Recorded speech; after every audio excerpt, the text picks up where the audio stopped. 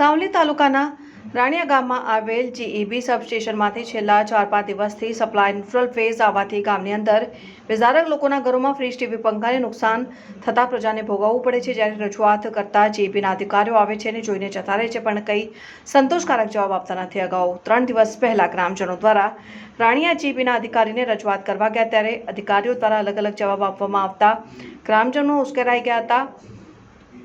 Bus stand આગળ ખુલ્લા મેદાનમાં નવીન ટ્રાન્સફોર્મર લગાડવામાં આવેલ, કોઈ ફ્યુઝ ન લગાવવાને કારણે એક વાસણવાળાની દુકાને શોર્ટ સર્કિટને કારણે આગ લાગતા ગ્રામજનોના ટોળાએ વાસણવાળાની દુકાનનું તાળું તોડી આગને કાબૂમાં લાવેલ। ત્યારબાદ દુકાન માલિકને જાણ થતાં દુકાન માલિક ગોવિંદભાઈએ આવીને દુકાનમાં જોતા 40 થી 45 હજારનું નુકસાન થવા પામેલ, જેઓ દુકાન માલિકે જણાવેલ હતું। હવે પછી કોઈ નુકસાની થશે તો તેના જવાબદાર કોણ લેશે, જીઈબી કે એમજીવીસીએલ?